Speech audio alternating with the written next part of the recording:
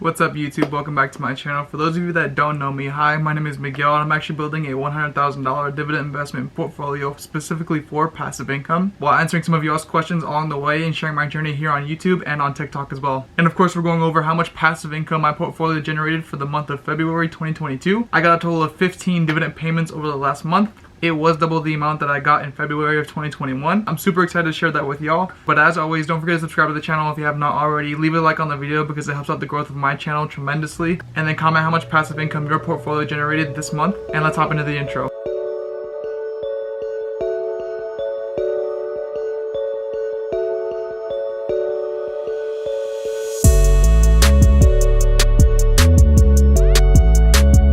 As usual, I have to do my weekly portfolio update before we get into the content of today's video. Let's hop into that really quick. As we can see, my portfolio value recovered over the week. I'm at $14,355.97. On the day, I was up $390.94 or about 2.8%. On the week, up again $78.62 or about 0.55%. On the month, up $153.16 or about 1%. On the 3 months, down about $62 or about 0.43%, and then on the year up $1,472.34 or about 11.43%, and then on the all-time up $1,905.97 or about 15.31%. As I'm sure everyone knows by now, the news with Russia invading Ukraine really affected the stock market, but luckily it has recovered since then. Hopefully over the next week we'll see it recover even more, but that's okay because regardless we are all in this long term. And we're going to treat it like any other stock market crash, and we're going to buy more shares at a cheaper price because ultimately the shares that we want to hold long term are on sale right now. But anyways, hopping into the two purchases that I did do for this week. I bought $60.52 worth of Target. As we can see, hopping into Target, I now have 5.1 shares at an average cost of $226.01. I am down overall about $137.84 or about 11%.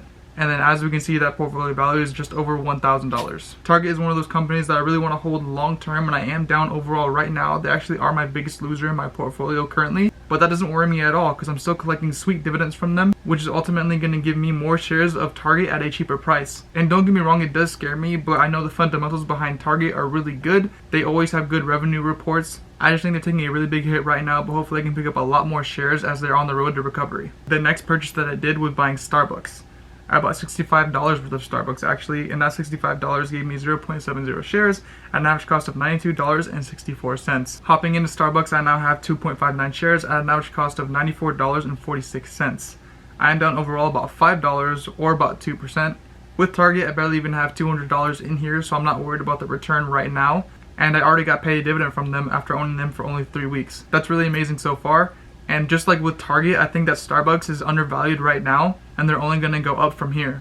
Again, based on the fundamentals of their revenue reports, with their market value, with their market cap. So based on all of the fundamentals and the fact that I really believe in these two companies, I'm going to continue to buy their dip right now because I think they're really undervalued. And I think over time, with consistently reporting good revenue reports, they're going to go back up. Now going into all the dividend payments that I got for February 2022, I got that total of 15 payments, with the first one being from Verizon Wireless. At the time I had 15.94 shares and they're paying about 64 cents per share, giving me that $10.20 with Verizon. Hopping in, I still have that 15.94 shares at an average cost of $56.68. I am down overall about $41 or about 4.6%. With Verizon, I bought a lot of them when they were kind of overvalued, and I'm currently negative right now, but I'm not too worried because I'm just about to break even with the dividends that I have gotten paid with Verizon. And the amazing thing about Verizon is they have not cut that dividend yield. So hopefully as their value goes up, I can even out my shares. I can pick up a couple more shares for a cheaper price. But for the time being, I'm not putting any more money into Verizon.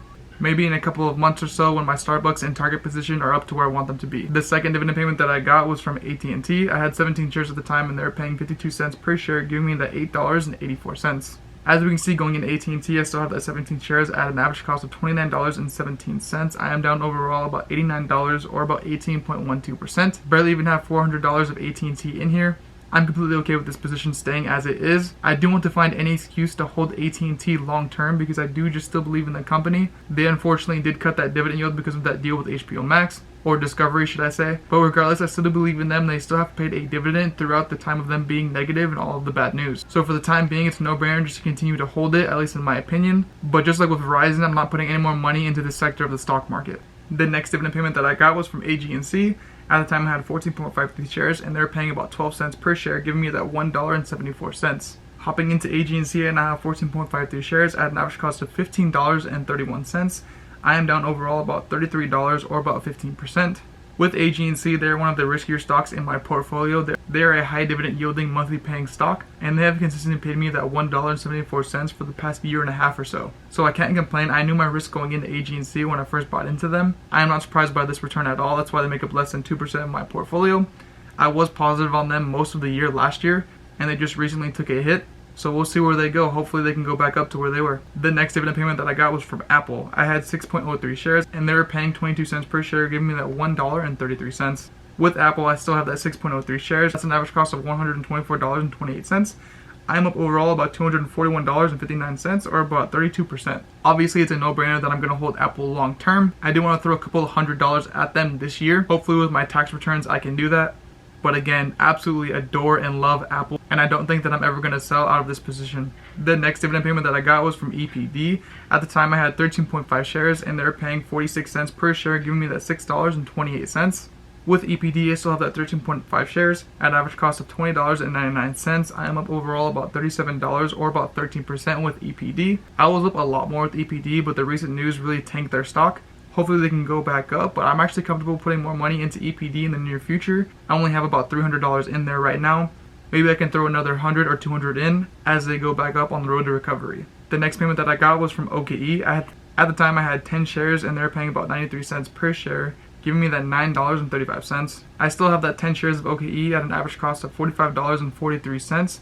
And as you can see, I am up overall $182.20, or about 40%. OKE is one of those stocks that I knew was going to do well, but I didn't think it was going to do this well for me in my portfolio.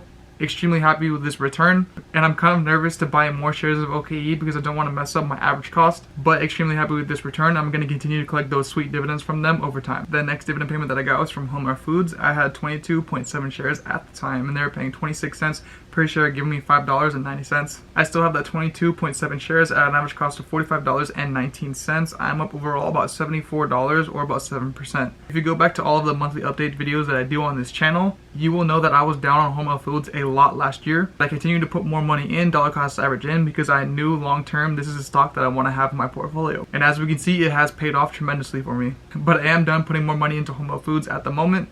Maybe when they have another downturn, I will put more money in. But for the time being, I'm just going to collect those dividends. The next dividend payment was from Realty Income. I had 14 shares at the time, and they were paying 24 cents per share, giving me $3.45. Hopping into Realty Income, I still have 14 shares at an average cost of $60.32. I'm up overall $104 or about 12%. Realty Income is one of my favorite REITs in my portfolio. They pay this dividend to me consistently every single month, and they have done that for the past year and a half or so since I've owned it. Can't get enough of Realty Income. What can I say? They're an amazing REIT. The next dividend payment that I got was Main Street Capital. I had 10 shares at the time, and they were paying 21 cents per share, giving me $2.15. Going into Main Street Capital, I still have that 10 shares at an average cost of $36.40. I'm up overall $66 or about 18%. Main Street Capital is in the finance sector of my portfolio. I do really enjoy this stock, and hopefully I can increase my position over the next couple of months, but they're not my main priority in my portfolio at the moment.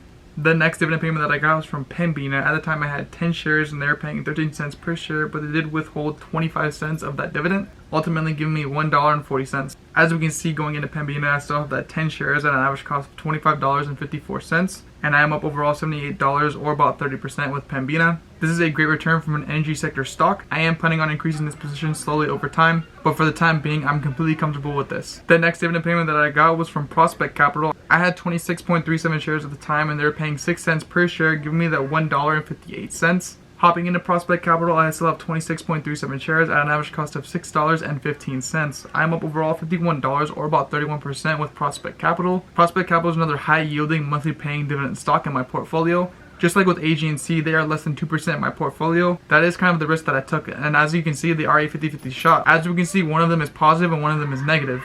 That is the risk that I know I was taking and investing into these high-yielding stocks. The next dividend payment that I got was from Costco. I had 2.1 shares at the time, and they're paying 79 cents per share, giving me that $1.69. I still have that 2.14 shares, an average cost of $401.06. I'm up overall $242 or about 28% with Costco. As we can see, I've gotten an amazing return so far with Costco. I do want to increase this position a lot this year, but for the time being, I am negative and I have more potential investing into other stocks at the moment. But I do still love Costco, and I plan on holding this very long term. The next dividend payment that I got was from The next dividend payment that I got was from Starbucks. I just bought into this stock just 3 weeks ago and I already got my first dividend payment from them. Now at the time I had that 1.3 shares and they were paying 49 cents per share, giving me 64 cents. As we can see now I have 2.59 shares at an average cost of $94.46. You know that I'm down overall about $5 or about 2%. We already talked about this in the weekly portfolio update, but I do plan on focusing on Starbucks over the next couple of weeks.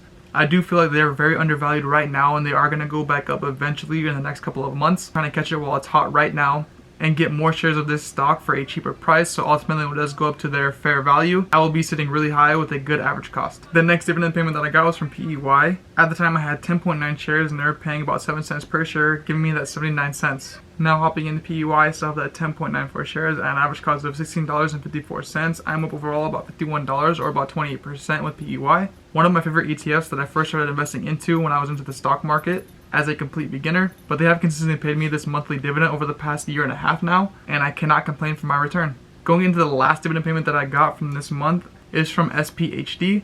I had 14.46 shares at the time and they were paying 14 cents per share, giving me that $2.06. As we can see hopping into it, I still have that 14.46 shares, an average cost of $34.66, and I am up overall $153 or about 30% with SPHD. I think I'm going to consolidate all of my ETFs from PEY into SPHD, and I do like the idea of keeping a monthly paying ETF in my portfolio even as it grows to a greater value. So I do think that's going to be my main plan over time, but for the time being I'm going to let these two sit in my portfolio and collect those sweet dividends. Now as we can see, going into the grand total for the month of February 2022, I got a total of $57.40 in dividends, aka passive income. As we can see, comparing it to last year, I only got about $29 in dividends last year versus this year when I got $57, so I almost doubled my money. It's an amazing feeling to see your portfolio grow consistently over time. Of course, the ultimate goal is being able to live off this passive income portfolio. So that's it, that's all that I have for y'all this week. Don't forget to comment what y'all made passively from y'all portfolios this month. Like the video because it helps out my channel growth tremendously. And lastly, subscribe to the channel, and I will catch y'all next week. Peace.